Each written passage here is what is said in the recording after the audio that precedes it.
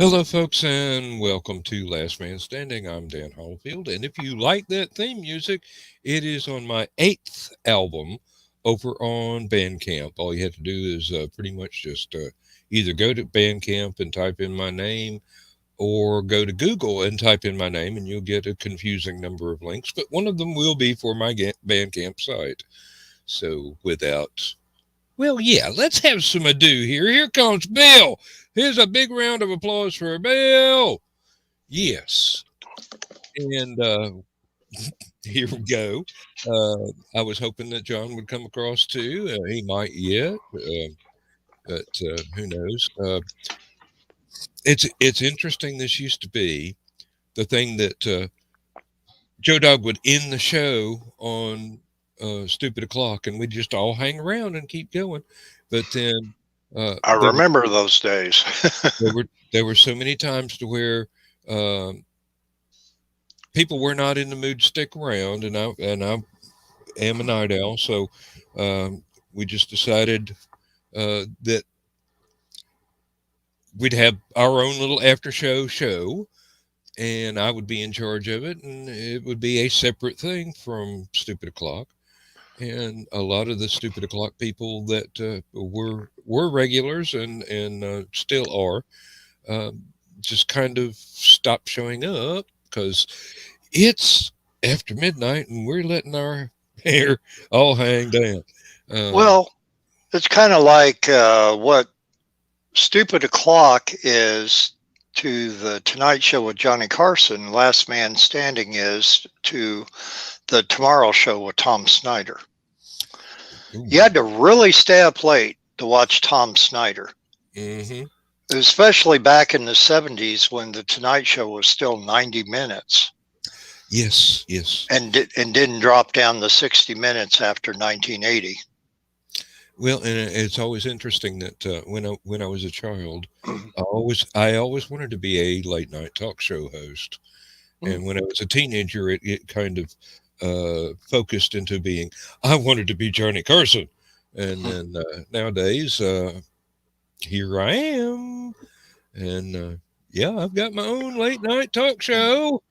So for you to be Tom Snyder, you're going to have like 5 different hair colors, like how he did. You never knew whether he was going gray or he was changing his hair to a different color, or if it was bleaching out on the top, or Well, yeah, and these things, they happen, and people, all shows go through different kinds of fads and things. I remember the daytime talk shows, and yep, there was a slew of those. Mike and Merv were the 2 main ones. Yep, and then then Phil. Oh, I remember Dinah Shore and Lord. Well, yep. I remember a lot of them, but I'm at the stage of my life where names are not as easy to dredge out of the mental vaults as they used to be. Someone told me that Burt Reynolds had a lot to do with the Dinah show taking place, and I'm thinking that might have been about the time that Burt and Dinah were an item. Could be. In the mid-70s, but I don't know any of that to be 100% factual. I don't have the faintest idea. I remember stuff from the 60s better than I do stuff from the 70s.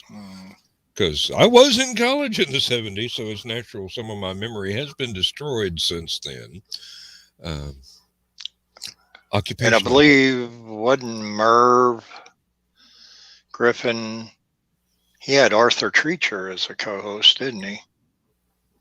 I think so. Yep. And then it seemed like he had one other one too, and I don't remember. I was trying to remember all the co-hosts for Carson on the Tonight Show, and Joey Bishop was there a lot of the time, and Joan Rivers temporarily until she got her own show. Yeah, Bill Cosby, even Burt Reynolds himself was a or guest host, I guess you would call it. Yeah, not co-host, guest host. You're absolutely right. Co-host was definitely Ed McMahon. So of course, Jay Leno did it.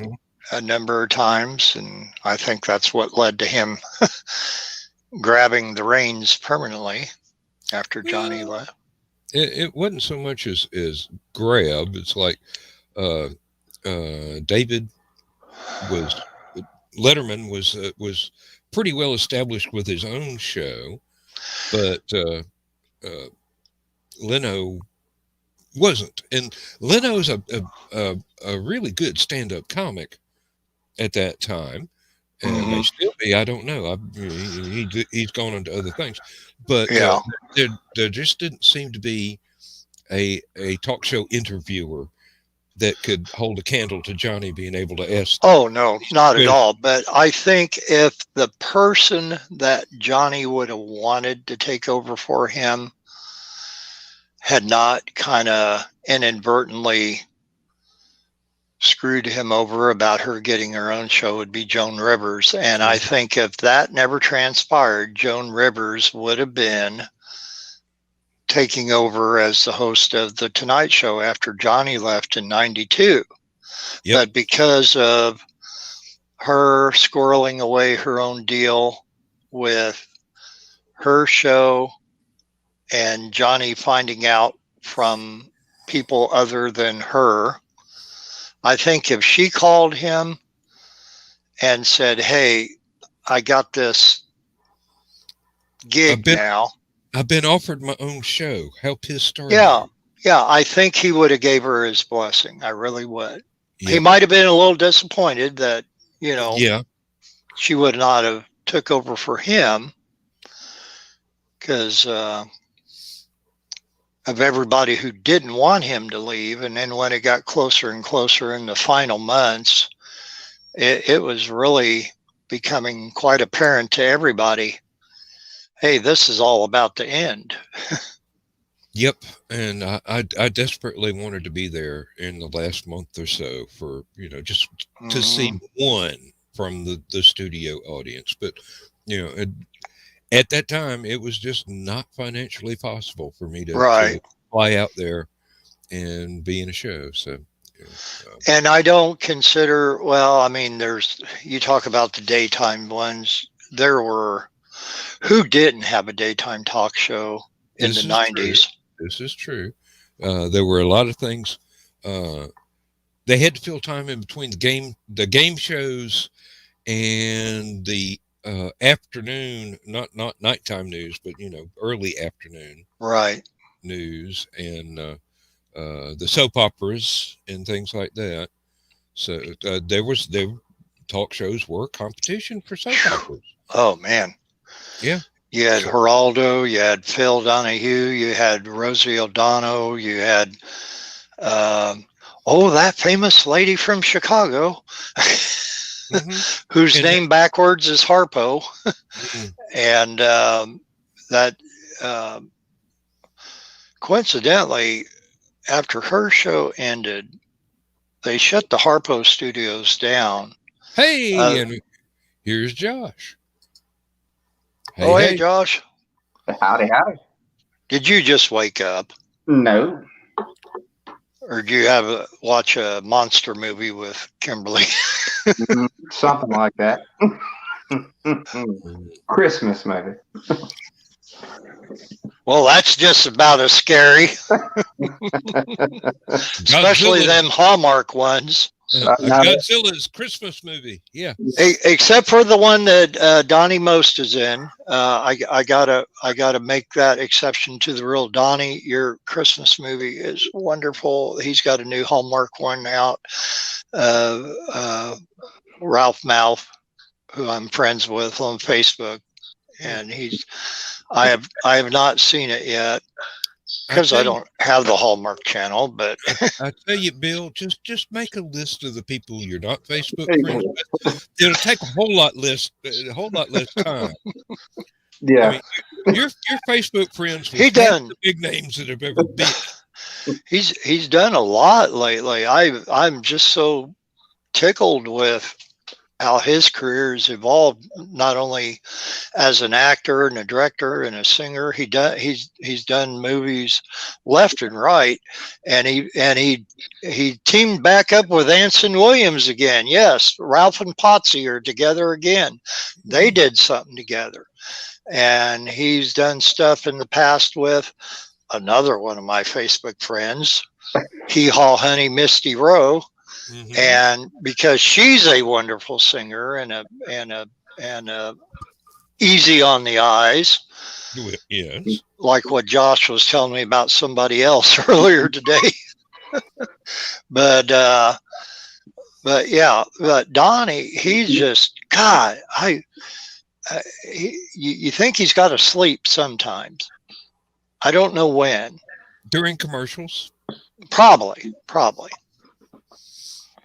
Well, Dan, how'd you like the tumbler? Oh, I was going to compliment you on those. Those look very, very nice. Bill had a question as to what's the volume that they will hold. I'm pretty sure I've got to double check. It's 24. Oh, 24 ounce. Okay. Mm-hmm. Yeah. It's just a skinny version, tall. Well, I knew it was larger than a 12 or a 16 ounce just by the from the picture that you sent. Yep, I've got a really nice one that I have at work. It's a hideous green color, but it holds as much. It's only a 12 ounce, so regular coffee cup size basically. Yep, and it is double walled and probably vacuum inside, like a thermostat. What does that top look like, Josh? I can't. Oh, there we go. Oh, okay. Yeah. So it's so clear, not you can see inside. not too awful different than my Yeti. It's amazing how well those things will keep something cold or hot. How long? Yeah. Yeah, I was about to say, yeah. Kimberly leaves a mixed drink overnight in hers, and still got ice in it the next day. Yes. And Josh gets smashed on it the next day. Might be my drink in the morning. Yeah. Next best thing to OJ. Yeah. Mine that I got at work, it'll keep a cup of coffee reasonably hot for about 4 hours. And actually when I go to breakfast on my first break at work, and I make a fresh cup of coffee, I've got to leave the lid off, so it'll get cool enough for me to start drinking by the time I get my breakfast out of the microwave. So, well, this Yeti is a 34 ounce. I bought it while I was working at Menards, and I did not buy it at Menards, but it was not cheap. And then the handle is separate. It did not come with the handle, but the handle is a Yeti handle. The handle alone costs $10. I mean, but it is very good. It is. I don't know if it's ABS plastic or what it is, and then the top here that pops open is actually magnetic, and it comes off, and you can clean everything thoroughly. Yeah. And I've dropped this thing at the auction I don't know how many times, and I know of only one time the top ever popped off of there. That's how strong that magnet is. And usually if I'm cleaning my Yeti tumbler and I set it upside down in the dish drainer and I set the lid in with the little container that my silverware, after I wash them or air drying in, I stick that lid in there. If I go to pull it out, it seems like I pull out about 3 pieces of silverware with it because it's magnetized to the lid. A good strong magnet there. Yeah. It is at that. It is. But now, one thing that prompted my little brother has one of these hydrographics. He's got his company is called Georgia Hydrographics, and they dip things in water, and they do applique patterns on things like that. So he's done several things where people wanted to put camo on their shotgun or rifle or whatever, and basically it's a plastic film that floats on top of the water or whatever the chemical is.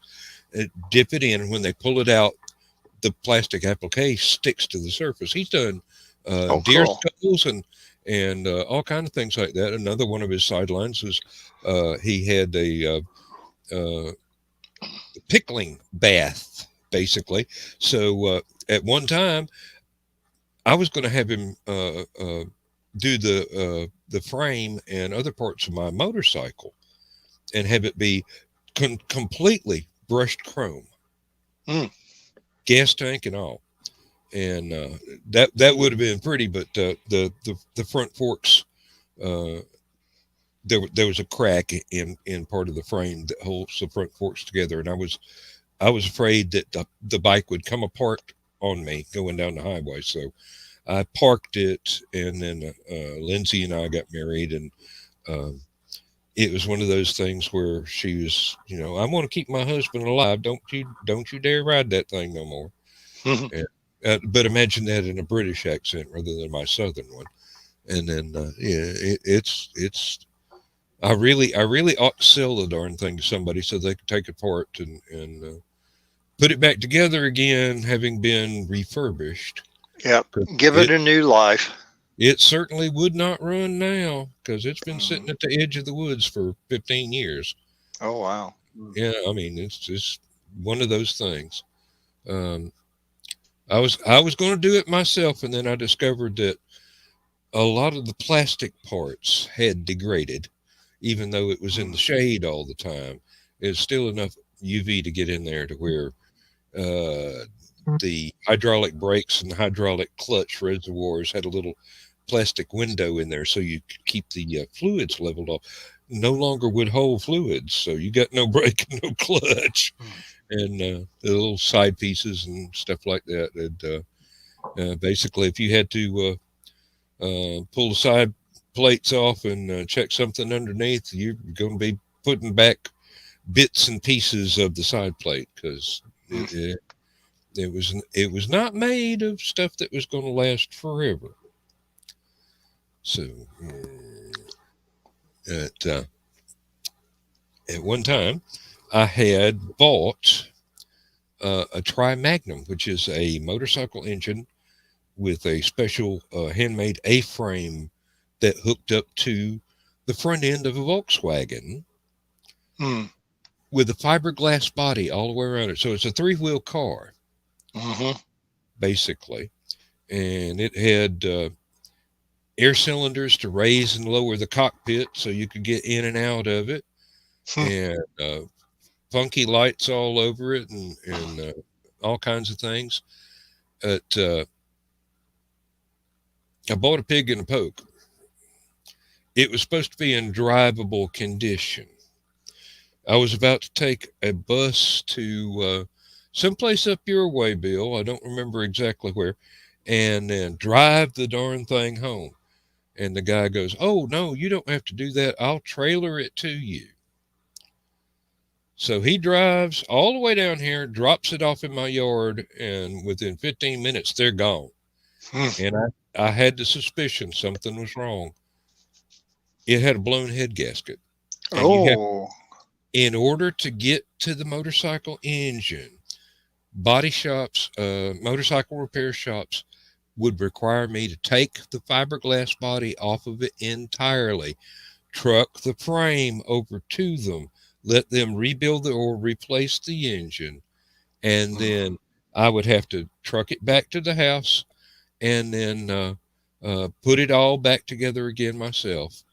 And I was not uh, I was not comfortable with that, and it would cost a great deal of money anyway because Oh, they yeah. they were not dealing with just a standard motorcycle anymore. It had all the funky parts added to it. So sadly, I passed it on to somebody else who was a maintenance man at work, and hopefully he's been able to get it running. He also took my old dune buggy off my hands at the same time. So I think he got the dune buggy running the easiest because basically it's a Volkswagen motor. Right. Any parts you need, you just get old VW parts, and there were some stuff that came off of Ford Mustangs, and some parts that came off of old Chevrolets, and this, that, and the other thing. But that's the way that it was. See, the oldest part on it was some Volkswagen parts were from 1962. I believe the motor was a 68, or it might have been a 70 from a VW Beetle. But you know, it was That was an old fun. rail body. It was fun to go out on the farm and jump terraces and stuff like that. And it was legally allowed on the road once I got insurance and a tag and everything. But it was not safe on the road because the front end was really, really light. I remember one time I was taking it out to one of the local shops to have the front end aligned, and I'm going down a 4-lane highway. Here comes a big old bus coming the other way, and it wasn't raining at the time, but it had rained earlier that morning. The wind from the bus blew that thing completely off the road. And I spun around about 3 times and managed to get it stopped about an arm's length from a safety rail off the side of the road. That scared me enough to where I'm going, this thing is just going slow and around the back roads and over on the farm from now on. And eventually it got too expensive to keep the darn thing running. It would leak oil like nobody's business. You'd put new valve cover gaskets on it, and a week later they'd got hot and pulled away from the valve covers, and you started dribbling oil everywhere. And the points would burn out within about 2-3 months of changing them out. Points is cheap, but it's annoying to have to carry a spare set, and you're someplace in a parking lot and you got to replace the points so you can drive home. And it would get hot, and if you drove it in the rain, the distributor cap would crack because dune buggy motor hanging out of the back, no cover over it. And I got tired of putting new parts on it, and just sold it to the same guy I sold the Tri-Magnum to. So, I learned to drive on a 73 Volkswagen Super Beetle, drive a 4-speed. And my dad took me out in it, got up this huge steep hill about halfway, threw the parking brake on, shut it off, got out, said, get over in the driver's seat. oh yeah, on a steep hill, yeah. On a steep hill, halfway up. There you go. Learning how to work that clutch and I'll tell you, I don't know how many times I killed it. I'd start rolling down backwards. Dad said, get going, get it in neutral, come on, get going. Scared me half to death. So I got really good at it. Basically because it was either that or I fear I was going to go off the side of the road down into the ravine. So when the oldest daughter turned 13, she wanted to learn how to drive early so that by the time she became 16, it would be old hat to her.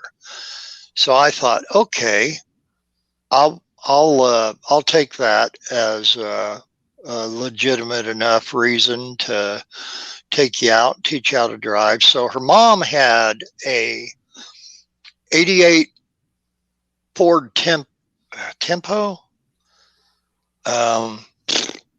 I think it was a Ford Tempo. But anyway, automatic. Mm-hmm. And so, she did the steering and operating the brakes and everything, doing really good. And then it was time to go out in Dad's car. I had a 92 Mazda Protege 4-speed.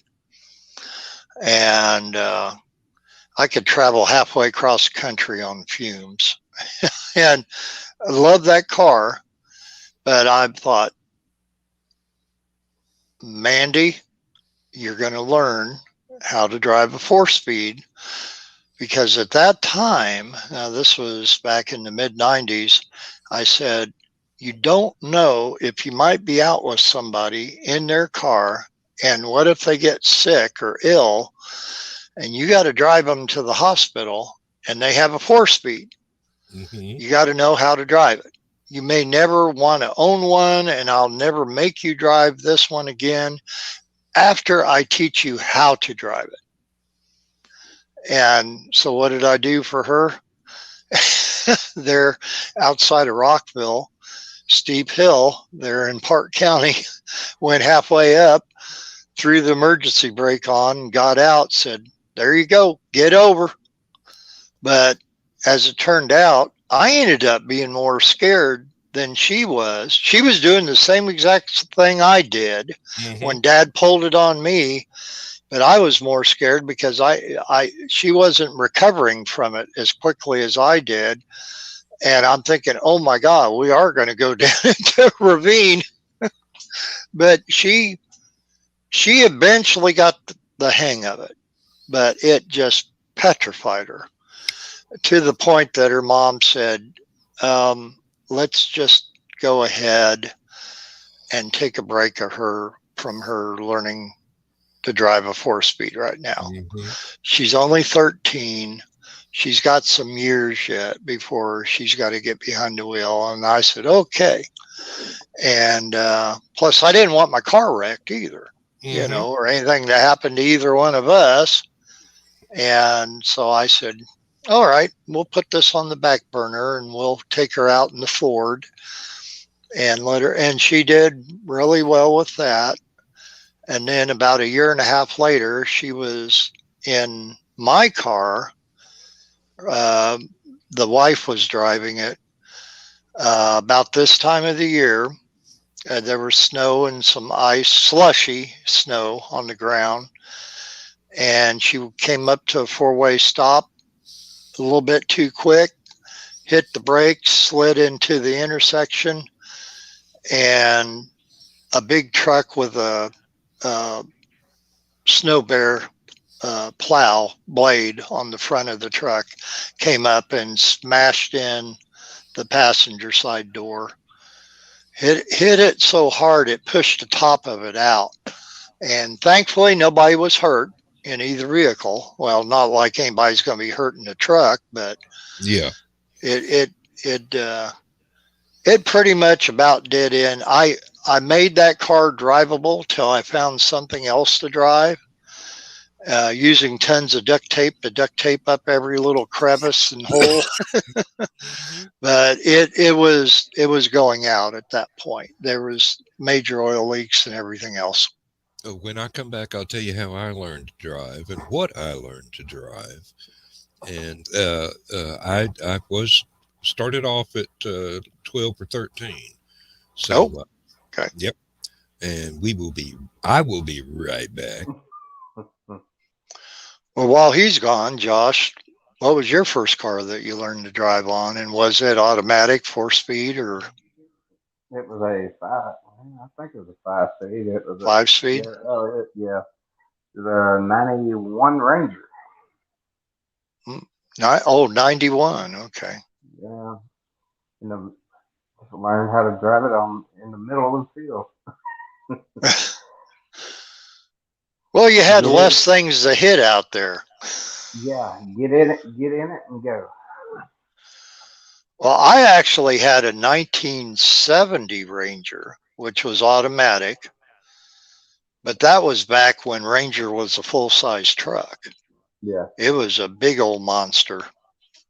Yep. And bought it off of my neighbor behind me. And I had a friend that I talked to on the CB radio, and he became a real good friend with me and my brother. He was a coon hunter, so his handle on the CB was Coon Hunter. And he had a 65 Ford Camper Special with the spotlight mounted on the driver's side. We called it his coon light. He'd always have his rifle hung up in the rearview window. And he lived up in Pence, Indiana, which there was about 25 people that live in Pence. And if we were going up to his house in the middle of the night, all of a sudden he'd flip on that light, that spotlight, and he'd say, "Hang on," and he'd swing off the road and he'd start going through a cornfield. And he's finding a coon out there, and then he goes running off, and you hear blam, blam, blam, blam. And then about a couple minutes later, he comes walking back, and I'm shining the light over trying to find him. And he comes back up, and I said, "What happened?" He goes, "I missed." Yeah, He was a character. I might have missed a few myself.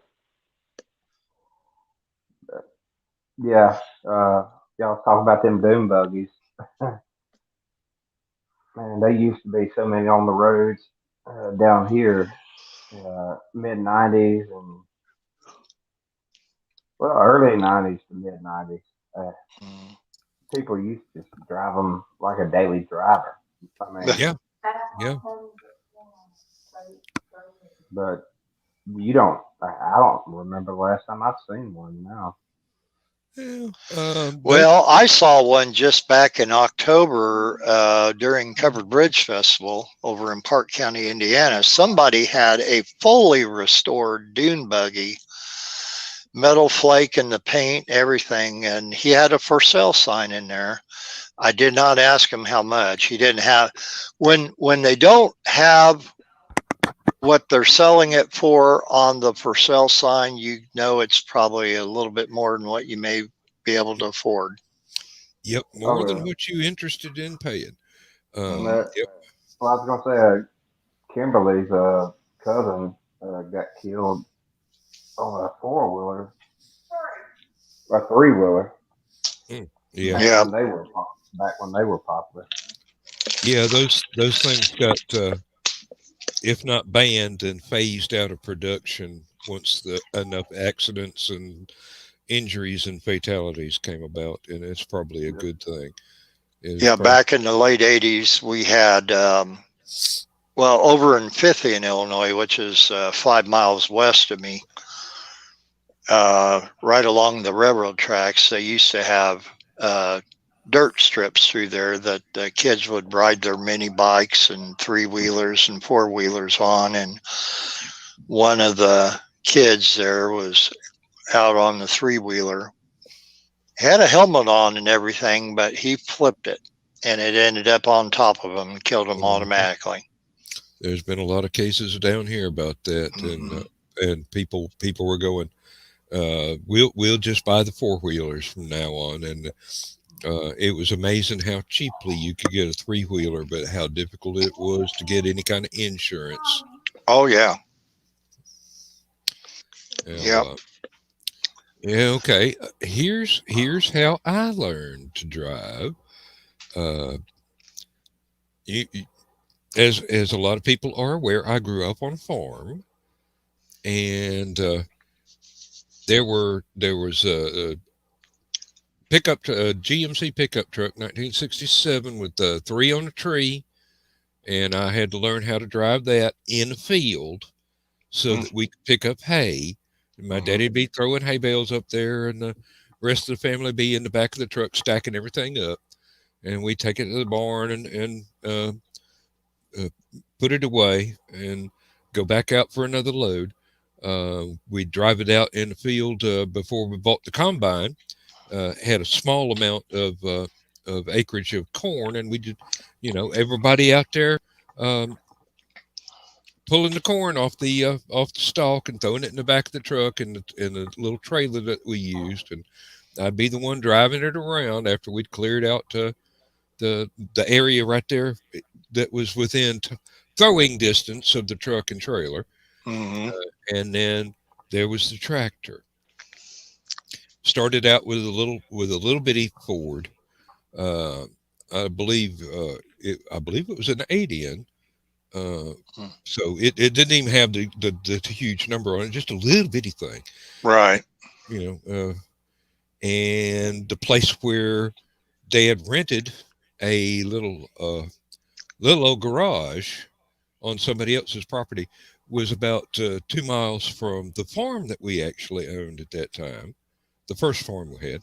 So I'd be the one to drive it down the road to the farm. And then later on, when we got the other farm and went to larger tractors, we had a 3000 Ford, a 4000 Ford, and a 7600. And the 7600 had a big old roll bar and sunroof on it, and a turbocharger, and this that was a beast right there.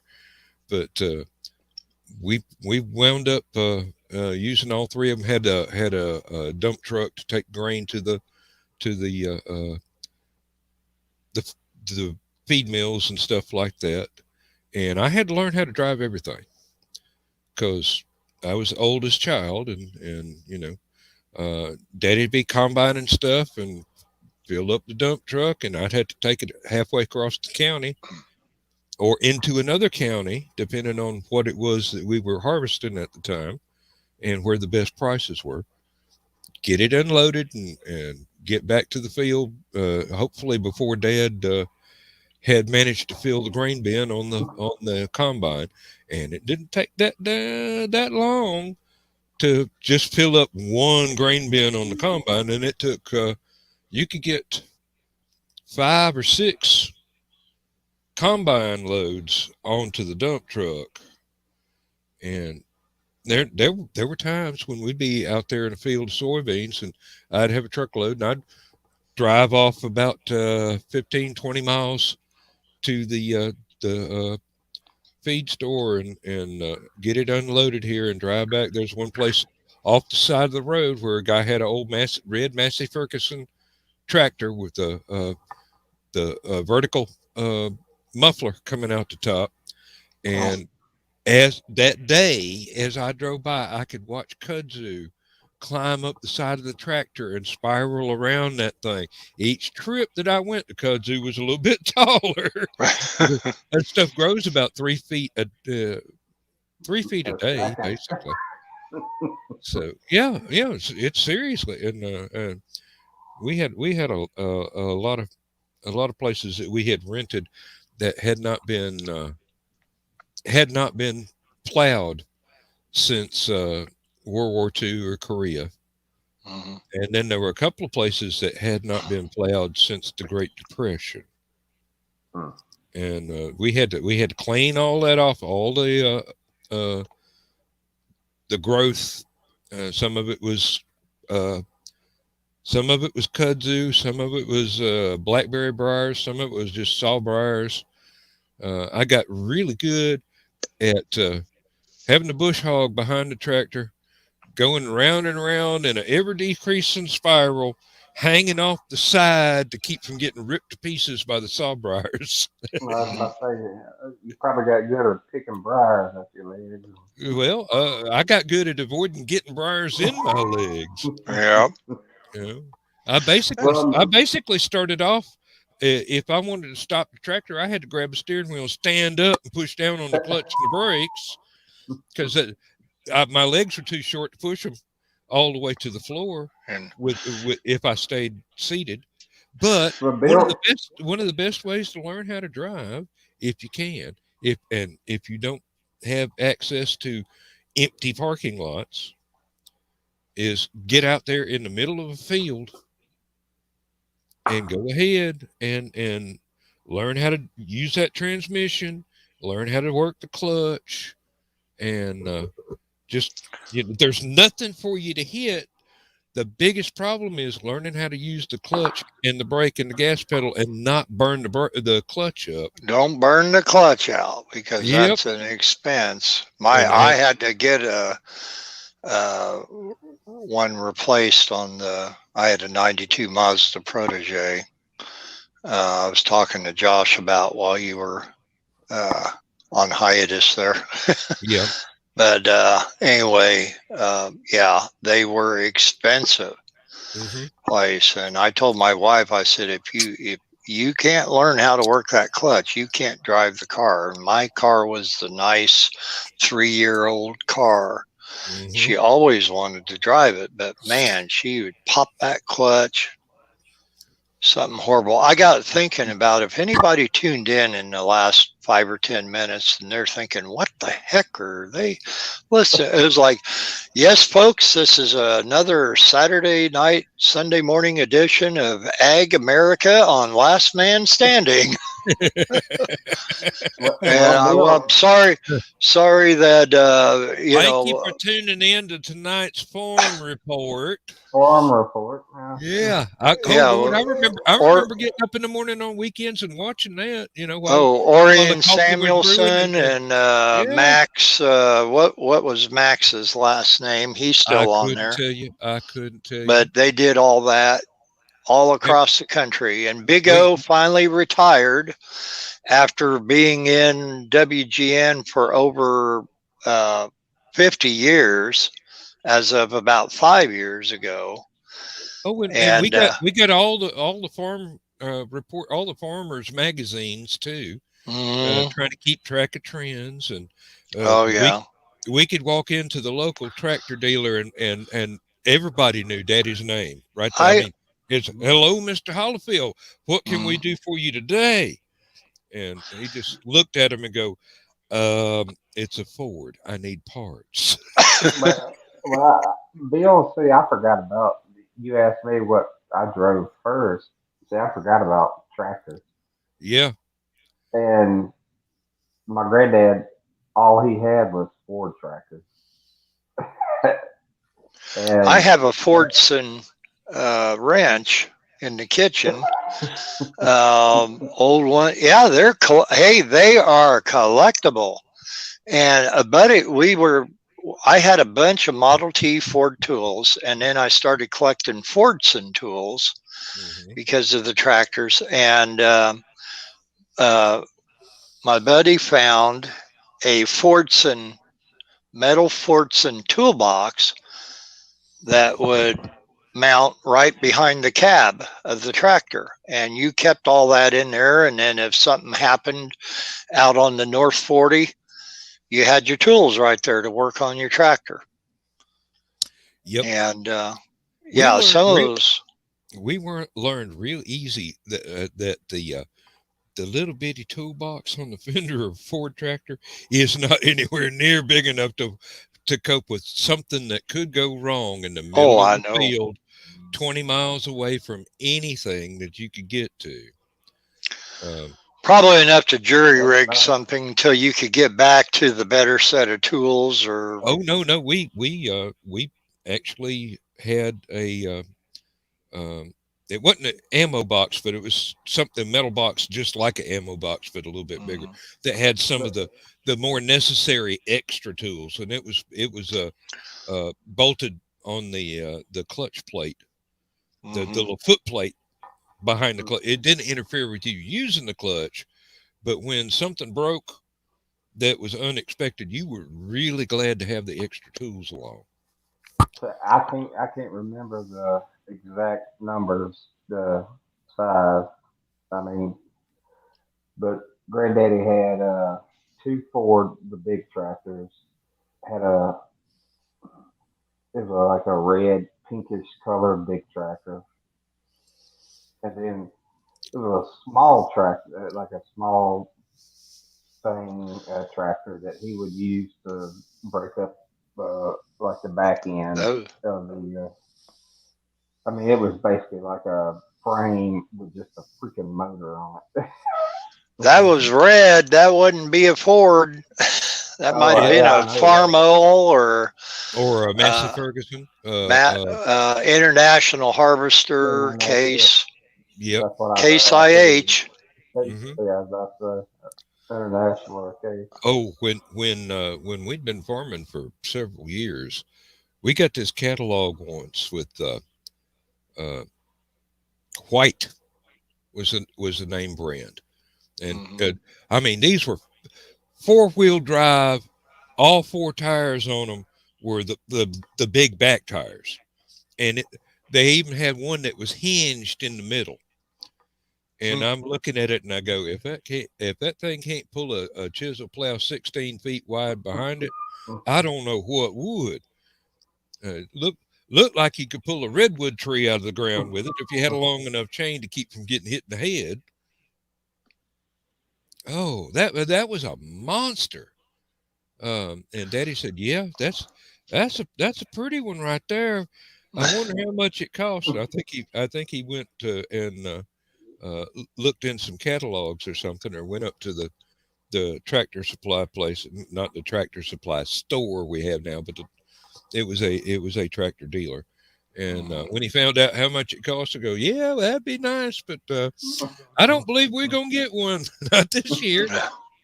Lord. Ours still works. Hmm. Yeah. But Well, I, my I, cousin the one that bought me the Star Trek book for Christmas, and that her family, she owns a Centennial Farm north of Homer Lake, uh, which is about 8 miles, 9 miles southwest of where I'm at now. And they were big John Deere people. hmm So everything she ever had was that. And then the other part of the family was all Big Red. And hmm Big Red and John Deere Green, they clashed a lot, and they Yep. still to this day they clash. Yeah. People, you had two groups of people. That'd be like Chicago Cubs fans or St. Louis Cardinal fans, or you were one or the other. hmm the reason Dad didn't like the John Deere, he said, now they're really dependable and they're easy to work on, but I'm not driving anything with tricycle gear on it. I need. He said that is not safe. It'll roll over on you when you're trying to plow a terrace or something like that. We need the spread out front wheels on this Ford. Mm-hmm. And some of the Massey Fergusons and the case, they were same thing, tricycle gear. Yeah, And I think didn't Oliver have one like that too? The orange Oliver tractors at one time. I know at least through maybe the 50s and early 60s. for a minute there, I thought you were talking about Oliver from Green Acres, Oh no, no, the actual the tractor actual company tractor. Oliver. Yeah, see, I've never heard of that. So Yeah. that's Oh a new one yeah. on me. That's a new one Do on me. y'all, I know y'all remember the actual Ford lawnmower. Yeah. We had one of them. That thing lasted forever. Hmm. My zero turn lawnmower is a John Deere. It's the first John Deere piece of equipment that's ever been in my family. And I love it. I absolutely love it. I get out there and play on that sucker, and it changed my from the regular lawn mowing time on a just a normal steering wheel drive, just a regular lawnmowers. Same. Well, almost as. But I think the John Deere might be about 6 inches wider, a cut. Um, But I stand corrected.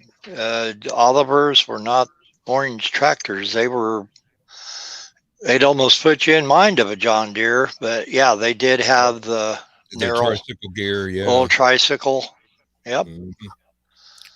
No, it used to And take me. It used to take me about 3 to 4 hours to mow my lawn with the regular riding lawnmower. And I got the zero turn. It takes about 45 minutes. Mm-hmm. Well, we broke down a few years ago, and I was going to get a Husqvarna, but Hmm. the Troy built had the same motor in it. I was Yeah. Yeah. like, and it was like $300 cheaper. I was like, Yep. same. I mean, same setup. I was And like, depending where you go, you can get whatever motor, whatever you want in them, whether it's a Husqvarna or Troy Belt or a Deere.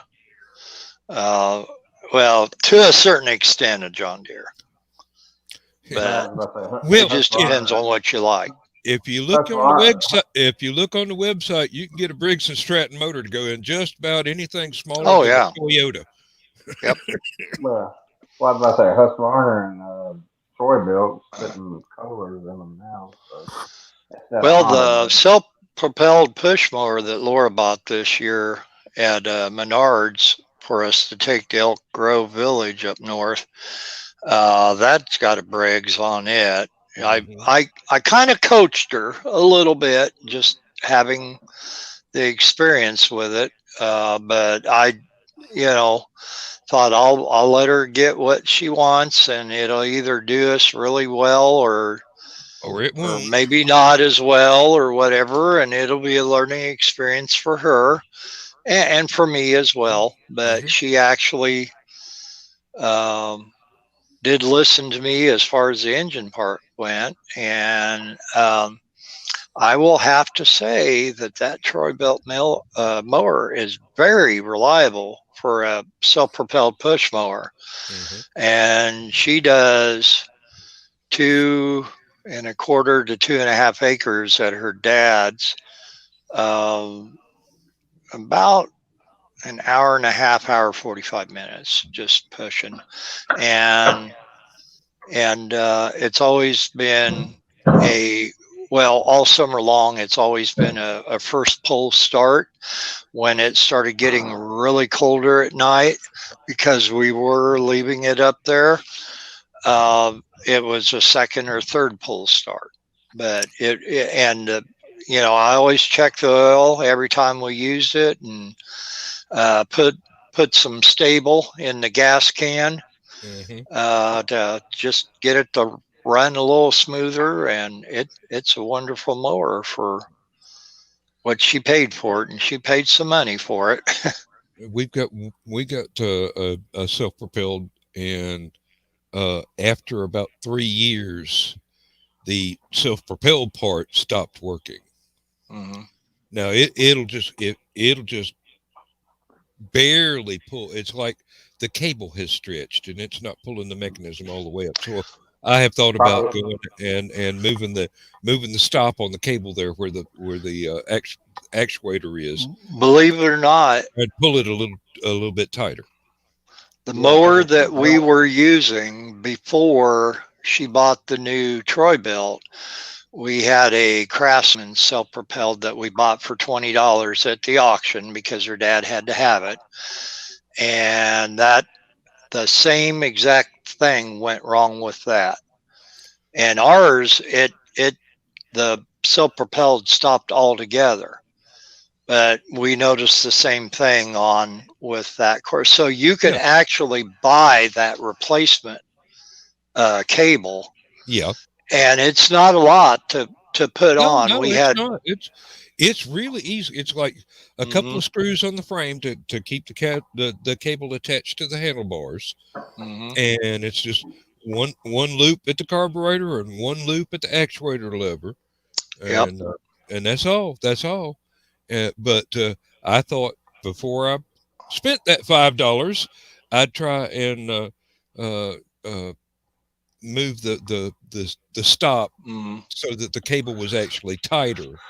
Spend the And Well, $5, Dan, because up here it was about 14.95 for the cable, brand new well, here. I was going to say, how old is that? I had a Husqvarna self propelled Wyver. bought it. I don't know. It had a Honda motor on it, but sold it to a buddy of mine, uh, and he used it for. He's still using it. Either way, it's heck. That thing's almost 10 years old now. But last year, the self propel started going out, and he just went ahead and bought the whole handle and everything like that, and it wasn't but like $35 to replace that whole thing. So Yeah. cable and all. Yeah. Well, we started having other problems with the $20 Craftsman mower. Ended up, after we put all the money and time and everything into it, but it was close to $200. And she said, "You know what? For $100 more, I can buy a new one." And I said, "I wish you would have done that 2 months ago." Before we drop these other $200 into Oh, it. Yeah. God. Well, and it wasn't my money because her dad bought the mower with his own money, and he's got a thing about giving her more money than what she actually needed for his purchases at the auction. But it was the whole idea of taking it to B&D Motors to get it the cable put on and this and that. Well, we learned quickly from that we said, well, we're not going to go back up there again because of the hourly rate that they had. And sitting 2 rows in front of us was one of my brother's best friends, who has a whole pole barn full of mowers and small engine stuff. And then, of course, he's a collector of the Chevy Corvairs as well. And so he got working on them, and he got it working long enough for us to do one more trip. And then on that trip back, we were bringing him the mower to give it to him. And that we told him, he said, "Well, how much you want for it?" I said, "No, you charged us next to nothing on working on it for us. We're giving this to you. If you can fix it up and resell it, more power to you." Yep. And that's exactly what he did. I have done that a couple of times with one of the local guys that has a little shop of his own, and he told me basically all he usually does to a lawnmower that won't crank is replace the carburetor. Yeah. And Cliff rebuilds a lot of carburetors. Now, he stopped working on small stuff like for weed eaters and all that because his just eyesight's got bad. Good old ethanol. Yep. Well, he said, look, basically, I could take it apart and clean it and put it back together and put it on and charge you more for labor, or I could just order a brand new carburetor and it's only like 2 bolts and a couple of hoses and a little throttle cable, and it'd be a whole lot less labor. And basically, it was cheaper to replace the carburetor than it was to rebuild it. Right. Yeah. Unless you've got the mechanical aptitude to do it yourself. Well, let me knock on wood. Same time I bought that Husqvarna push mower, stuff, I bought a Husqvarna weed eater, and first pull, it'll crank. And which now I'm using that pre-mixed gas that they put out at like Lowe's and everywhere. So non-ethanol, nothing like that. So. Yeah. Down here we have to pay a little bit extra for non-ethanol added gas. Yeah, I was about to say we have one store here that does that, but that's the octane in that can. I think it's like 93 or 95 or something like that in that can, but it'll last you a whole season. So yeah. Well, that's what we did. We just bought unleaded gas, and I put stable in the can, and we had it was a 5-gallon can that lasted us a little bit over 3/4 of the whole mowing season. When we went up there Tuesday, she did one last mowing. Yes, mowing the lawn in the middle of December, but it was actually to mulch the leaves more than anything else. And then we brought the lawnmower back with us to put in the shed down here to have in store for over the winter. And plus, then her dad, if he wants to get out and play around with it and mulch some leaves down here, then he can do that as well. But which we basically use the self-propelled push mower, dude, inside the dog pen and around the chain link fence on the outside of the dog pen. So I don't have to get real close to it with the zero turn, because you pull the wrong lever at the wrong time, you done yanked the gap in the chain link of the fence because you're trying to get up next to it. But no, that it's much easier to just go ahead and make 2 passes with the push mower, and everything is hunky dory. But I actually would like to get out there and do the inside the dog pen one more time, because we got an awful lot of weeds coming up over the drain lines for the septic tank and stuff like that. And I've got huge patches of golf course grass in the backyard and the front yard, but it hadn't taken over the whole thing yet. I got a little plugger thing that a guy at work, one of the maintenance men, welded together for me. I need to get out there and spread out the golf course grass some more, because that would cut down enormously on how often I need to mow the yard, and the stuff will choke out most of the weeds because it spreads really good. You need But the only thing it won't choke out is dandelions. And need to get. I don't know much that does that with the dandelions. Need to get you some weeding feed. I've got some. We usually just at the beginning of the spring, we'll spray it, and then at the beginning of the summer, we'll spray it again, and then in the middle of the winter, it needs to be sprayed again. But it's like, if I'm having to wear insulated coveralls to go outside, I don't think I want to be fooling with a garden hose.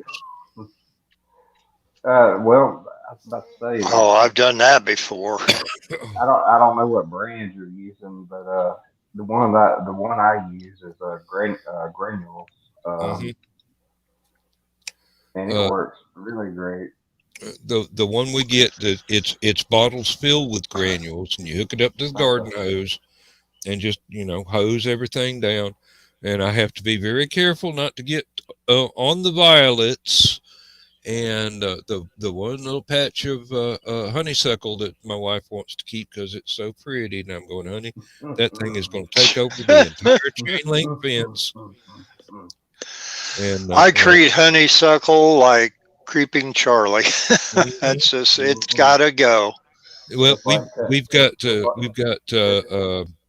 it's kudzu in the south. Yeah, kudzu, and we've got what's that purple stuff? Oh gosh, I can't remember the name of it right this minute. Wisteria. Yeah. Oh, wisteria. Yeah. And it's almost as bad as kudzu, I swear. And then we got a few little patches of honeysuckle, which I grew up with honeysuckle all over the place. So I did too. It's pretty and it smells good. But, well, hi, Mike. Hey, Mike. Yeah, well, topic drift. We've covered a lot of stuff. Yeah, you missed the ag report. Yeah. You should have been here when we were talking about turbo-powered tractors. I mean, Terrace jumping with the industrial farming version of Kit the Wonder Car from Here, I had planned on talking about ghost stories tonight because of Last Man Standing so late night, and I even tuned tuned down my lights, with the exception of my little work table with the LED stuff that I think changes the color of the clothes that I wear, or by the looks of it. But Yeah, yeah, we got going. Talking agricultural in America and because we're all country boys gardening. here from different Yeah, parts of the country, but we're all yeah. country boys. Well, it was really funny that, okay, my little sister Jenny, who is so anti-chemical everything, we were going in her garage the other day getting something out for her dad, and we turned around and there's this big old thing of ortho weed be gone Hmm. in there, and I'm like, what's this doing in here? Oh, I keep reading the articles about if you have been exposed to Roundup or a lasso, you may be Oh entitled yeah. to compensation. And I'm going, I grew soybeans for 20 years. I think I've been a little bit exposed to lasso and Roundup and Yeah, Lord, that's just ambulance chasers that are yeah, pretty getting much, out there and pretty Who much, ha- who hasn't been? pretty much. oh Yeah, I mean, man. I was still by the stuff as weed killer for the lawn, and try and keep the kudzu away from the places that I can't mow because it's basically along the edge of the property where I built these great big decorative rock walls of stuff Hmm. that Mhm. Sounds like a honeybee, but pretty much. Yeah. No, I had the rock walls. I had the rock walls up before Lindsay and I got together. It was one of those things I just wanted to do, and uh, I had a buddy that I traded him an old pickup truck that wouldn't run for about 3 days' work with a bobcat, and there was one big old rock in the backyard about the size of a Volkswagen Beetle, and the bobcat just barely was able to move it, but we got it around in where I wanted it, and there was a lot of other rocks and things around. And every time I planted a tree or a shrub of some kind, there'd be more rocks coming. And I just took them over to the wall and set them up in there, and they not even got any mortar or concrete or anything holding it all together. They just stacked it up the Well, old-fashioned way. when I And lived in the yellow house across the street from Jenny, my driveway would, I didn't have a garage. I had a carport down there, and then there was open up good. kind of, um, you might call a storm shelter type entrance going into the basement. But the driveway went downhill, and I had a rock wall on one side, and I had a bunch of phlox draped out, flowering different pinks and blues and whites and stuff, and really nice. And That's some one of really the neighbors, purple. That's some yeah, really yeah, pretty I had stuff. some of them kind of violet colored ones I Hmm. had. But anyway, my neighbors next door, she come over and that, and she says, "Man, your phlox looks really good. Where'd you get it at?" I said, "Well, most of it was already here, but a couple of them that look kind of puny, I went ahead and replaced those with some that I bought out at Menards, and I think I might have bought some at Lowe's too, but mostly Menards." And oh well, can you come over and look at mine and see what's wrong with it, because I can't get it to bloom for anything. And we were walking over there, and she said, I said, she goes, it looks healthy. It looks really, really healthy, and it grows like a Dickens, but it doesn't bloom. I got over, looked at it. It was creeping Charlie. Mm, I said, yank that sucker out. And I said, whatever you do, don't throw it my way. yeah, really. It'll Oh, it'll it'll reseed itself in a heartbeat. I kid you not. You can turn around and burn that stuff, and the little embers of it will fly away somewhere, and wherever it'll land, it seems like there's more that'll come springing up. But We've The yeah, got northern, she full of it. the the northern kudzu. Yeah, well, pretty much yeah. it. Well, and then the sister to that plant, Creeping Jenny, we sold it at Menards as accent plants to put in like hanging baskets and planters and that. And I'd get some of the old farmers coming in, look at that, and they just cringe. They say, do you know how many hundreds of thousands of dollars I've spent in the last couple of years trying to kill this stuff, and you guys are selling it as accent plants? But it was Creeping Jenny is very pretty Mhm. and all that on there. But you want to, yeah, as long as you keep it in a container, you don't want it to get in the ground because Yeah, it could be you don't want it to escape. right. Yeah, it can be just as invasive as Creeping Charlie or kudzu or any of them. Hmm. It's And really again, and again, this is brought to you by the Farm Report by yeah, Dan or Honfield by and the future Bill. farmers of America. Yeah, well, uh, I tell you, when I bought the property, uh, almost almost half of what I mow now was either grown up with kudzu or grown up with blackberry briars. And me and a buddy of mine from work got out there with a sling blade.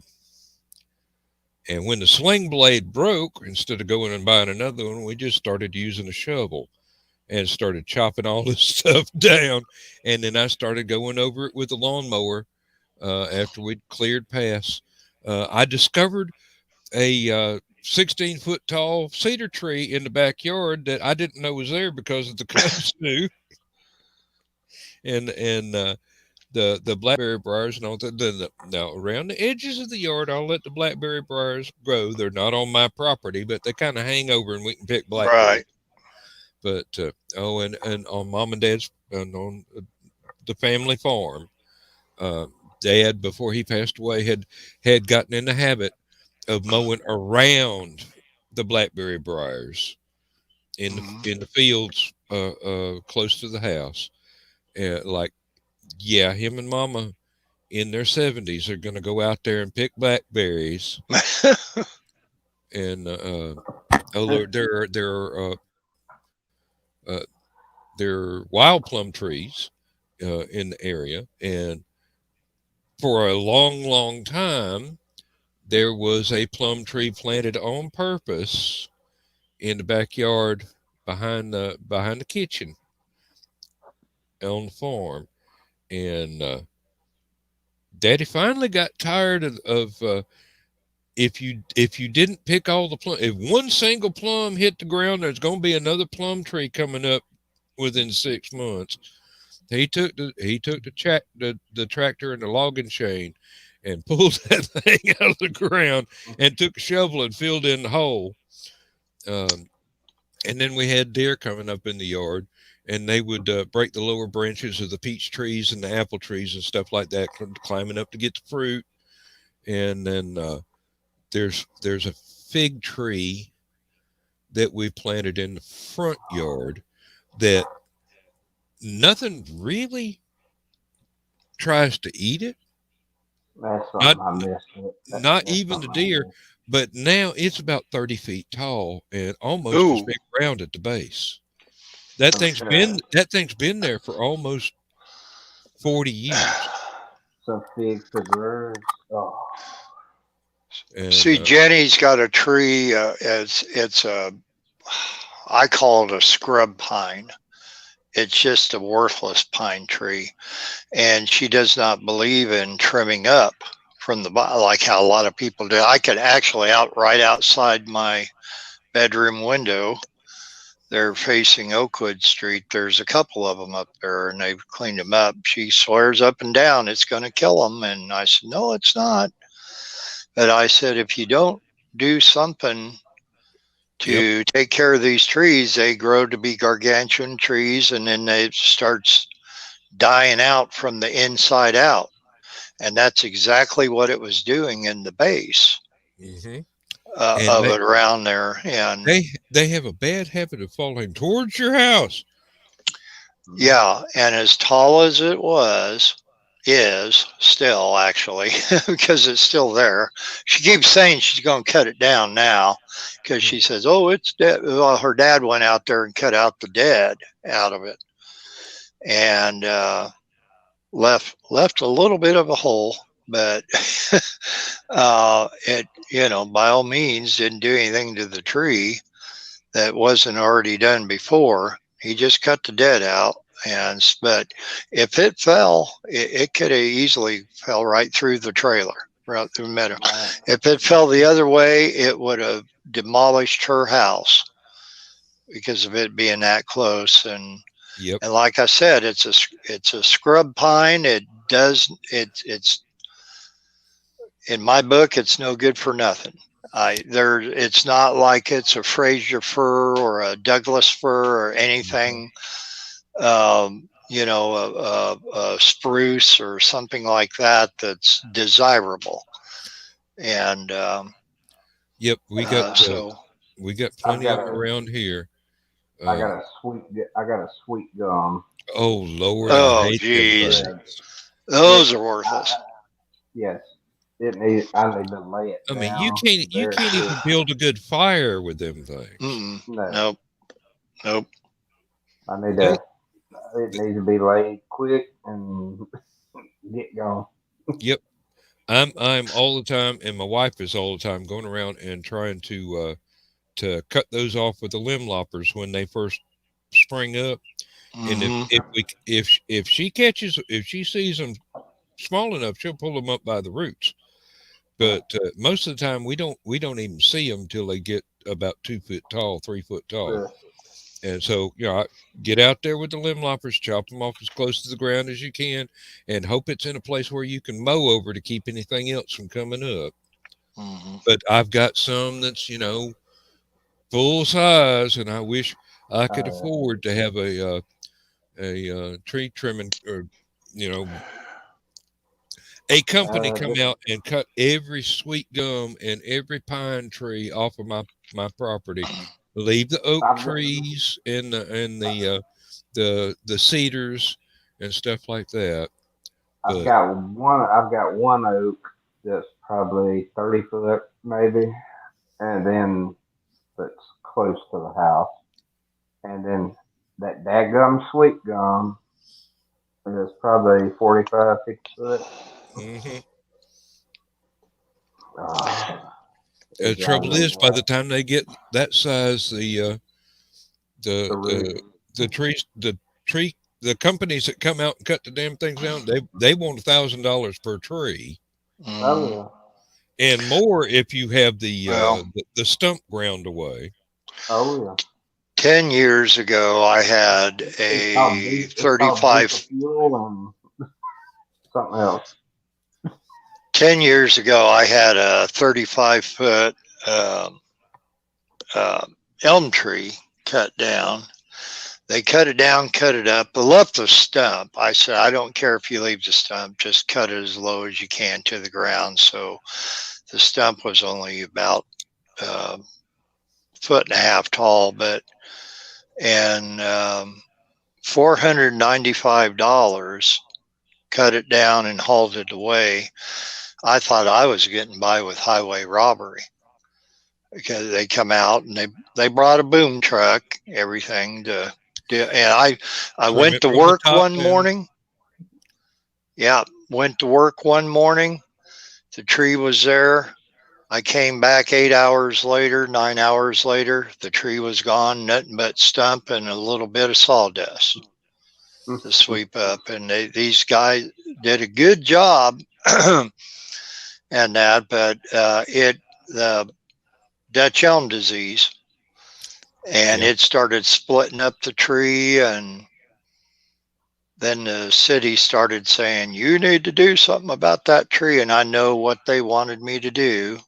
So I had an arborist look at it, said, well, you could apply this stuff in the cracks and then put a brace around the middle of it and that. And I said, well, I'd do that. But I said, the two reasons why I probably can't. One, the city won't let me do it, and they're just going to tell me to cut it down.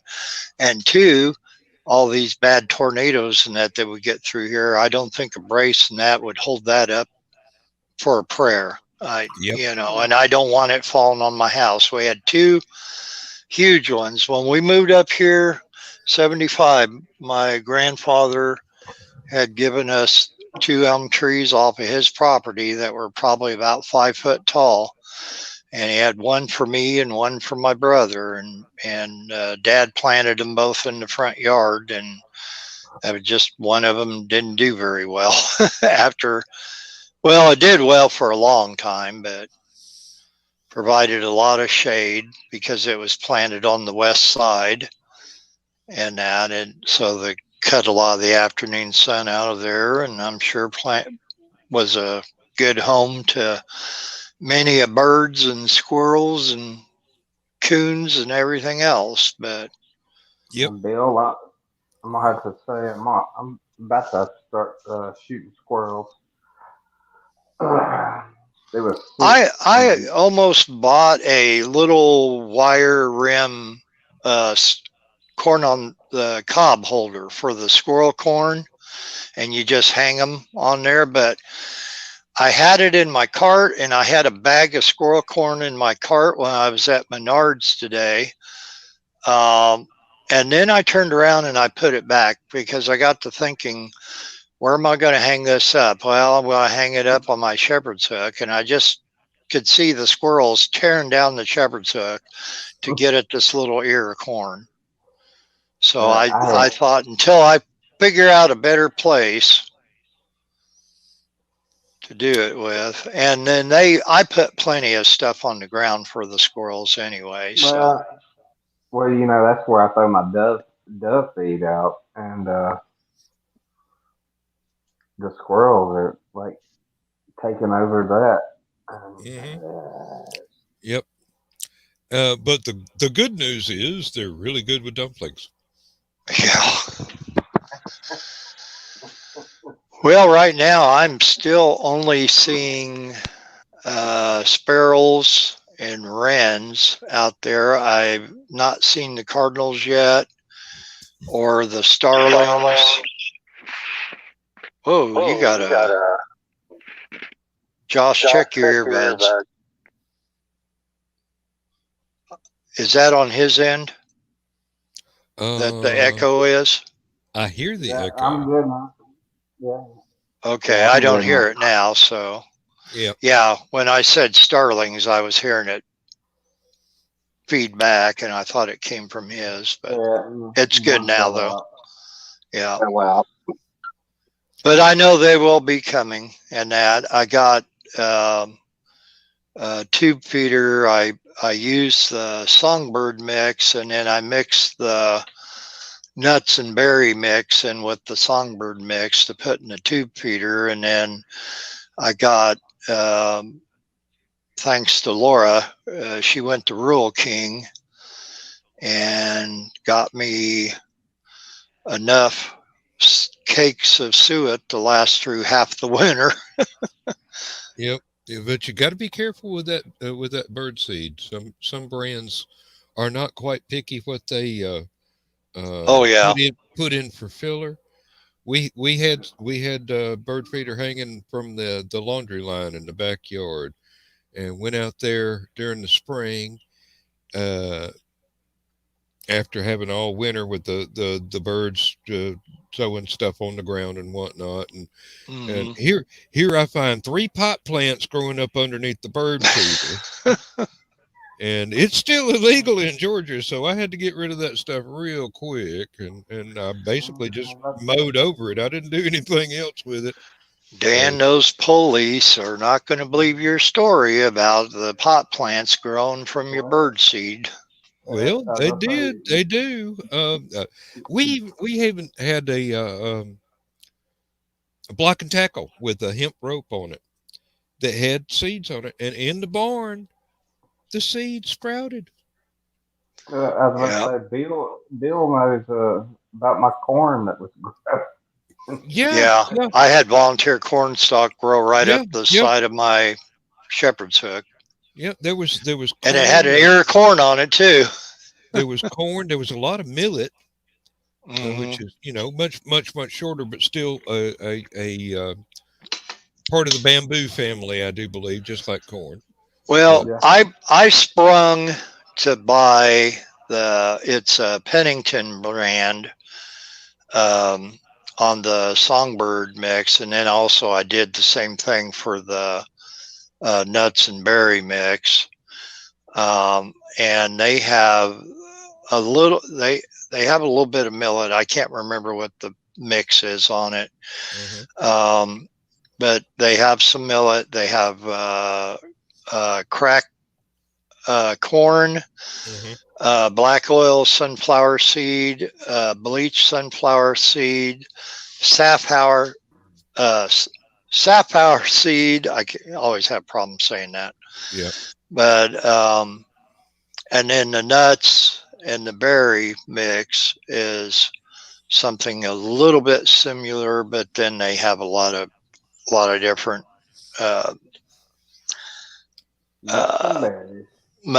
nuts and Hmm. cranberries and all this and the suet is much the same. I got one. It's kind of an apple mix, and then the woodpecker mix seems like it's kind of has a lot of the nuts and berries in that. So they should be feasting out there because I have two suet feeders that I have hanging next on either side of the tube feeder, and then a mutual friend of Josh and mine made it's a wooden feeder that looks like a Huh. cardinal, and where Yeah. his Platforms feet there. are, he's holding a tray, and then you can open up his backside and dump bird seed down in there. Or what I do after advice from his wife is I take a suet cake and break it in half and stick a half of it into the tray and then break up the other half and put it up into the backside. And they go to town. They really love it. Hmm. I had two double shepherd's hooks that I made into a four. I kind of wired them up together Yeah. over last spring because the forearm shepherd's hooks they wanted close to $60 for those things. Yeah, that is Well, ridiculous. now I wound up with two satellite dishes that had to be taken down and replaced as the technology changed, and Hmm.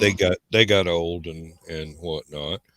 I took them out to the edge of the woods and roped them up to one of them to an oak tree and another one to a sweet gum tree, and I put, they were about knee high off the ground. I went ahead and put corn on the cob in there, the Hmm. dried corn, and let the deers use that for a feeder. Peter. Oh, Yep. And I had just a scrap piece of plywood. I put on a shelf bracket out on another tree, and I had some trim around it to give it a edge or two, and we'd put bird seed in there for the squirrels and whatnot. Give them something that they could get to easier than trying to run out on the laundry line and get to the bird feeder that was hanging from the laundry line.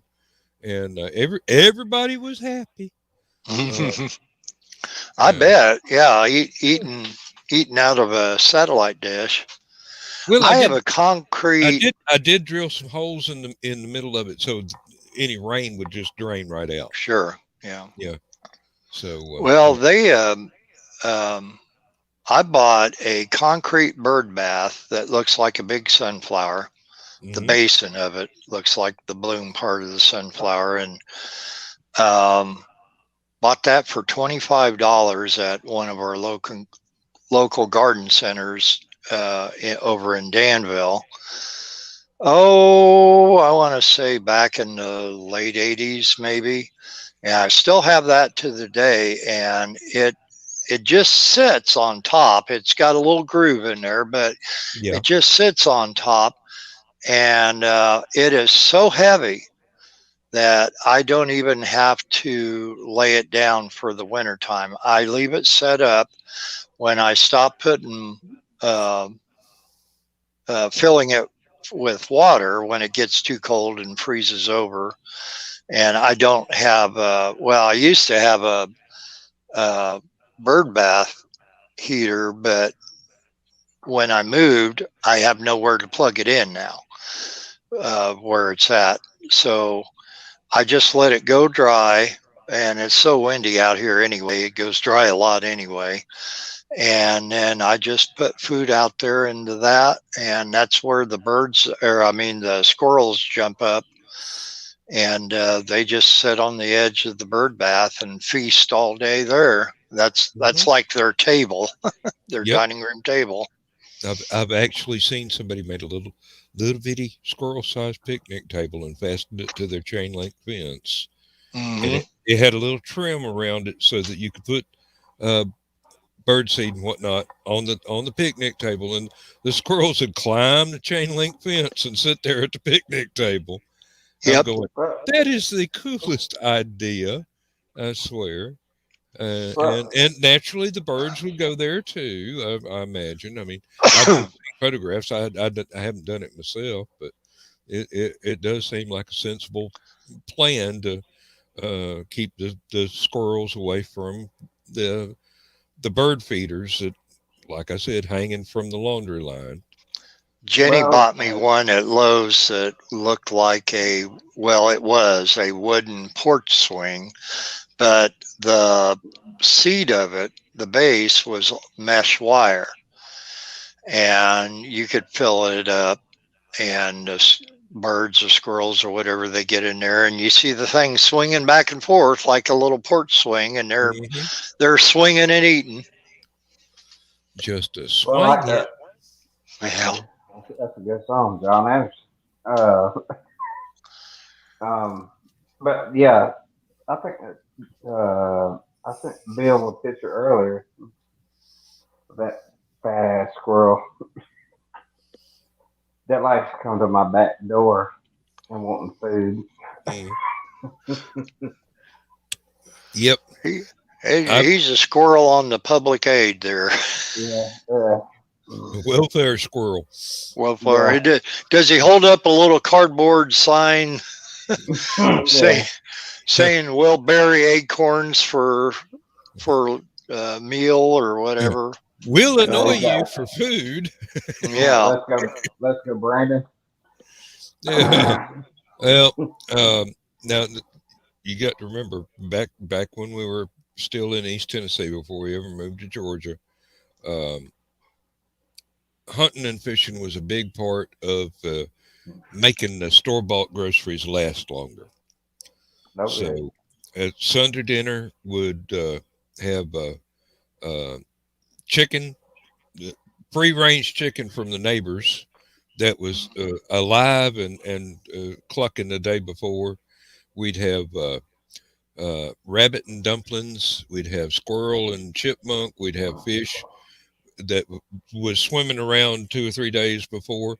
We'd have vegetables from the garden that Granny and my aunts had canned, and stuff that my mama had canned, and it was just, the you talk about these old stories from like Charles Dickens or something, when you had this Christmas feast, and it was basically that, but sized down for uh, East Tennessee family of aunts and uncles and cousins and grandchildren and granny and whatnot.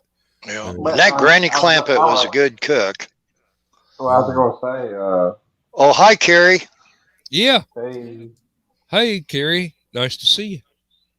I was gonna say, I mean, my granddad, we raised chickens, rabbits. I mean, you name it, we raised it, and Hmm. we ate it. Now, the only thing that was popular in the area that I would not. Poke salad. That was one thing my grandma would not like to cook, but we ate it. Well, no, I was going to say possum and Mm, raccoons. I mean, I've actually ate possum, but no, actually, it was one of those things. It was two of those things that my family drew the line at. Now, the neighbors and all that that line did not exist, but for us, it was just kind of no. Raccoons got little hands, yeah, and I was about to possums say are they just got five greasy. fingers. They Yeah. got five fingers. Mhm. Yep. That'd be And like eating your cat. You can't do pretty much, that. yeah. Well, Pretty I'll much. tell you, last night at the auction, I'm finicky eater. I've always have been, and I am a vegetarian. Although if I could still eat bacon, I definitely would because that was my one drawback, my one weakness. Hmm. But last night we went to the auction and the snack bar there. They do a lot of, I'll say, carnival or county fair style cooking. Hmm. And she brought back something and she said, "Here, try this, see if you like it." And then she handed me, Laura handed me a, a, a napkin. She says, "Here's a napkin to spit it out in because it's a vegetable." And I'm like, "What is?" And so I thought, "What the heck?" I pop it in my mouth, and it was deep That, fried cauliflower. And now you I've pop had it in your mouth. cauliflower before and hated it. I don't like anything like that could end up being slimy or whatever, but I love this deep fried cauliflower. It was wonderful. I never had it in my life, and that was she's been introducing me to some things. Now I know she knows certain things not to mess with me about, and So she ain't gonna but bring you a corn dog. well, and I used to eat hot dogs when I was a kid till I found out what they were made of, and then I couldn't eat them anymore. Just like, holy pig entrails, what the hell? And Yeah. Once you find out what goes into a sausage, you don't want yeah, the sausage going into you. snouts and Yeah, hooves and everything else, whatever they could, that was the garbage meat and of all. But That's why I try and keep myself ignorant because I love oh, sausage. uh, I need I think if I would have never been told that Bill. or never found out, I might have continued to eat them. Yeah, Hmm. I need to send you some Connecticut sausage. Some what kind of sausage? Connecticut, made in Alabama. Oh, sounds Russian. I'm like, Mm. what are you eating Russian sausage for there, boy? No, it's Connecticut. It's Connecticut, Alabama. Oh, Oh no. he trying to make me eat sausage from the Ukraine. No, I'll send Dan some first. He'll Well, we had he'll something tell you else I how to make it. tried, and I think once again it's because it's deep fried. They say anything deep fried is good, and that unless you got ulcers like I do, and you got to be darn well careful about it. Yeah. Well, you And can't I eat was the well, they brought her a big old thing of the French fried cauliflower. There was probably about 25, 30 pieces in there. And then they had ranch sauce to dip it in, but I don't like ranch sauce, so I was just eating them plain. Hmm. And I really like they did a good job, and obviously since next Friday there won't be an auction because it's Christmas Eve. I'll be yearning to when we do go back, which I think they got an auction on New Year's Eve, but I'm not sure. It seems like they did last year. You'd be But if going they back do, for that that's deep fried cauliflower. deep fried cauliflower. And well, back in August when we was working at the estate sale that went on forever and into infinity, Hmm. um, our boss lady, who her name is Laura as well, and now she's both of our she cuts and colors both of our hair. But anyway, she would take me and Laura out for lunch. She'd pay for our lunch, and every day that we worked, and we would go somewhere, typically somewhere different. We had the Moon Glow Hmm. Tavern down the just a couple doors down from us, but we got tired of it after a few days, and we went to the I&I Steakhouse, which was right on the Illinois-Indiana state line. That's why it was called I&I, Hmm. and got this deep fried. Well, no, there we got the sweet potato fries, Hmm. which were really good, and they served them with caramel sauce, and you dip them in caramel sauce. And that, but the other place that we went to, we got the deep fried corn, and they took like green giant niblet corn and kind of made a little ball, and then they deep fried it around that. Almost not quite like a corn fritter. Yeah. Uh, um, Corn fritters, the corn is more um, baked or whatever you want to say it. This is just. I mean, it's like eating hot green giant niblet corn once you crack into the middle of it. But it was really pretty decent. But that was a little bit more seasoned, and I kind of had to watch it a little bit. Yeah. Yeah. Especially with your ulcers. Yeah, I can Hmm. understand. Oh yeah. Now, there are things that I miss since getting dentures, and there's just some things that you really wish you'd taken better care of yourself because you're missing out on some of the things that you used to love so much. But I'm making adjustments to things like um anything that has to have onions in it now. Instead of being sliced onions, it's got to be diced up small. Oh yeah. Yeah, and Now I don't like minced onions. And it's just the taste of them I don't like. Not so much the consistency that they are, but mm, I actually had some onion rings tonight. When oh, that's one of the well, things I miss.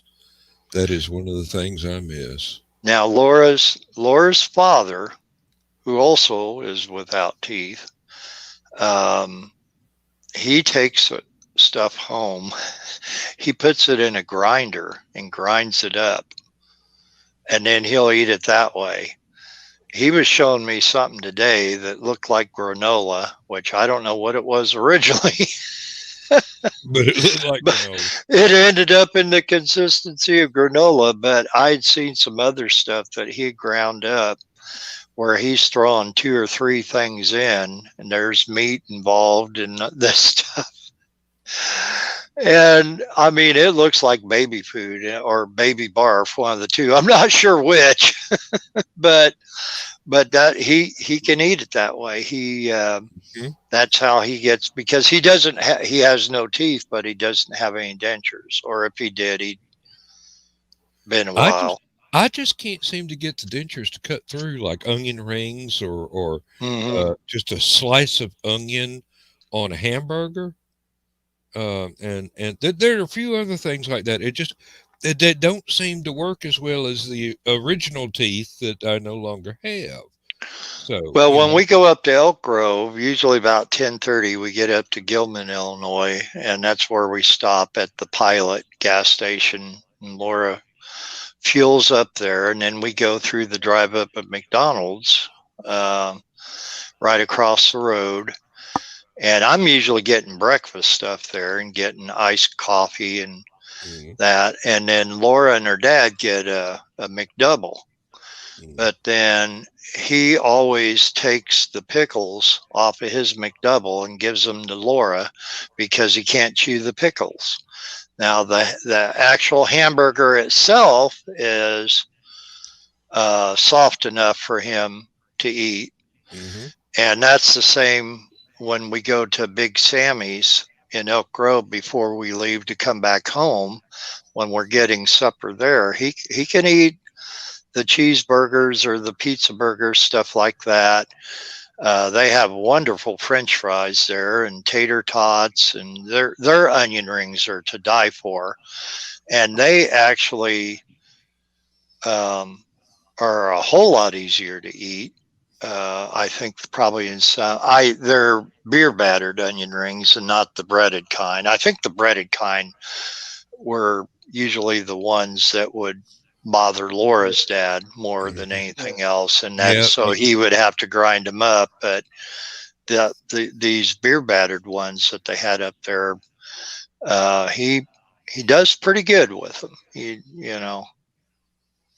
Hey Dan, not to change the subject, but to change the subject. We better change the subject because I'm getting hungry and it's too late to eat. Oh man.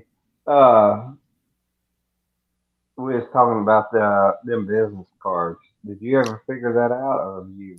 I haven't tried. I haven't tried to print anymore. I'm gonna turn my phone around because I don't know how to do this crap on here. But is your printer anything like that?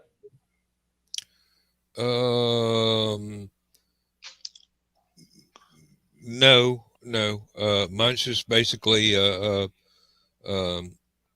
wait, yeah. Now you've got something sitting on top of it. Yeah, my printer is almost exactly like that. That's an HP Print Envy. It's either a 56 or a 5400. I can't read the numbers. 45. Yeah, 4500. 45. Yeah. Okay. Yeah, it's almost the same printer that I've got.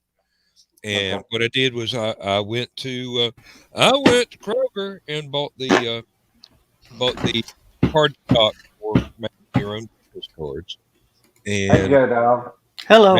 Hey, Joe Dog. What's up, buddy?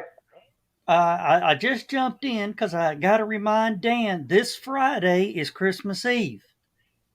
We had a question about that. We were going, well, probably we would have a Thursday Last Man Standing, a Thursday Stupid O'Clock, but Christmas Day, Saturday, there is some doubt as to whether or not we will have Stupid O'Clock and Last Man Standing. We go, well, Joe Dog will lay down the law and we will obey. We'll probably take that night off, but Christmas Eve, if you remember last year, we did a hard track on Santa by using with the help of NORAD.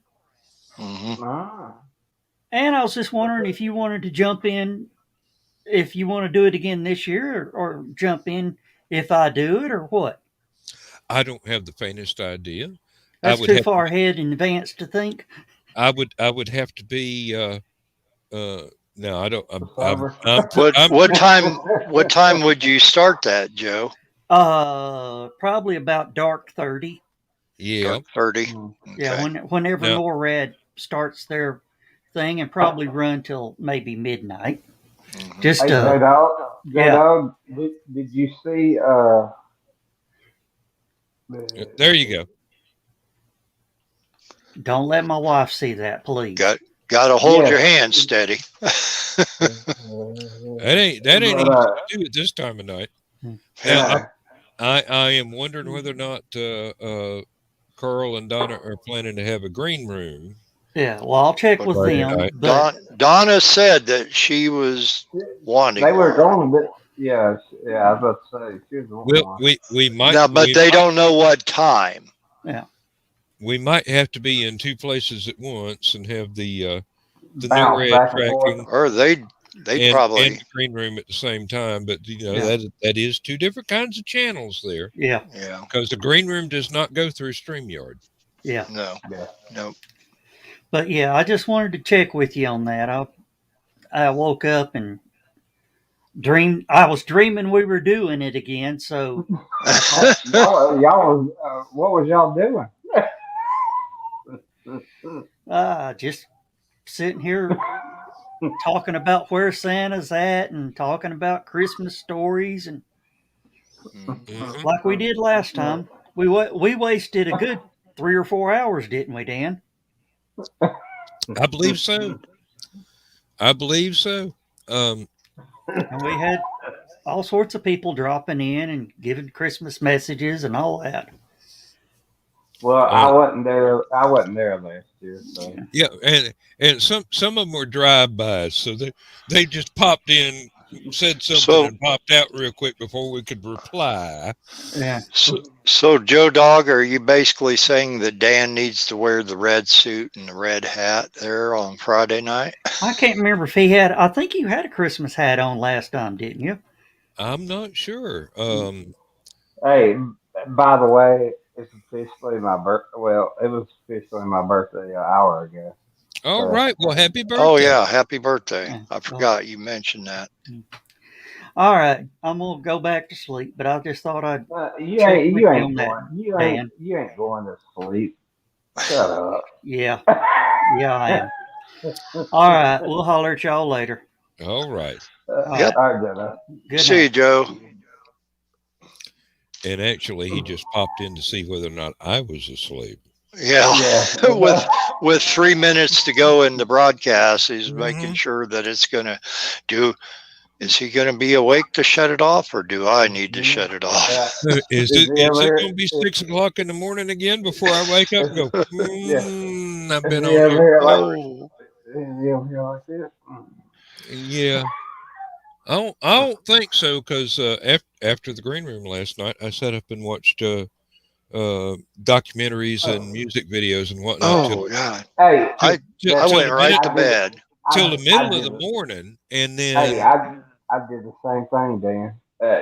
I sat up until about 5 o'clock this morning. Jeez. yeah, and then uh about I think it was about 8 o'clock in the morning. I woke up in the chair with the last video Mhm. sitting there going, "You want to watch this again or what?" That's And what I'm my. going, I remember the first 5 minutes of it, and It's then like, I'm sure I went to sleep. And it was one of those things that I was interested in. I mean, it was a comic book video about the origins of all the villains in the Sinister Six, who are villains for Spider-Man. Hmm. And well, I was I watching. wanted to watch it, but evidently I just nodded off in the middle of it, or actually at the Man, beginning of it. I And was then, watching. I was watching stuff on serial killers, but oh, I could get into that too. There's one guy that is doing some stuff now. I just discovered him. It is the program is called "They Got Away with Murder," and it's about it. Most of the stuff I have seen with the program, the guy's going back to the 1800s oh wow, and talking about people that either got away with it or narrowly got away with it and wound up going to prison or getting executed. Oh But boy. it's he dives deep into the history, and he I was goes, gonna say that'd be Jack the Reaper and yeah, well, Burke and Hare the was one of the ones, the the original body snatchers, the people that would go and dig up corpses and sell them to medical schools until they found out it was a whole lot simpler just to murder folks and take them to the medical school and sell them. oh yeah, And they got paid a whopping uh $2, well but it was £10 at the time, which is mm, about $15 in today's yeah, money, $17 in today's money. yeah. But back then, it would have been Um, I was about Probably close. about $300 to $500 worth. Yeah. Because that was you figure most stuff back then was well under a pound for getting a whole Body hunting. slew of groceries and bottles of wine and whatnot. You didn't have to spend an awful lot. Hey, But folks, this show has done took a different path. hey, we are experts on so many things. Started out with agriculture, and now we ended up with digging up bodies. So, Hey, first we're planting something. Now we're digging it up. No, this ain't you digging plug it. them, we plant them. Yeah. Which You don't have cartoon a- was that? It was the one with the little cowboys and Indians. They were like knee high, sort of drawn. Tumbleweeds was it? Oh yeah, tumbleweeds. Tom K. Ryan Yep. did that strip. Yeah, And we just lost him a few years ago. the Undertaker's advertisement on the outside of the funeral home was you plug them, we plant them. Yeah. And we're down to about 3 minutes. So, and I don't have access to the. This is all. It's almost the end of the show. I got the show ended 2 minutes ago. I ain't got according to my end. I hadn't hit the end broadcast button yet, so Yeah. And we still got one loyal viewer, unless it's Joe Dog that's going. Is he going to pass out, and I'm going to have to do this? Yeah, or Kerry, one of the two. Yep. But I haven't heard from him in about 20 minutes. Or Mike, he could still be there. Whoever it is, they're watching it on my YouTube channel. It's probably a Russian bot.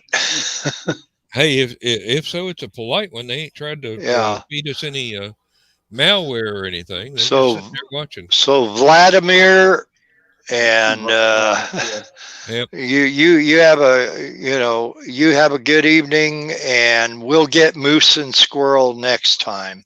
And next week, turn in for more farming tips so you can learn how to actually feed your damn country. Yeah, we'll tell you how to plant shit. We'll talk about hee-haw and everything else. Oh Lord, yeah. We got a range of subjects. Okay, we got like 45 seconds left. So well, thank you again for having us. And Josh, thank you for waking up and coming in. I was not asleep. Even though you wasn't awake for stupid o'clock. Well, I was awake. You're gonna pick on him for a long time about that. Just cut it out. I mean, picking on people ain't cool. And so anyway, I'm a little excited now. Joe's talking about tracking Santa Claus. 10 seconds, gentlemen. I gotta cut it here. So bye, con Dios. Have a good night. And let's go back to Brand, and we have. Oh, we're 6 seconds over. Good night, Josh. Have a good one. Thank you very much for showing up. I do appreciate it. Later, man.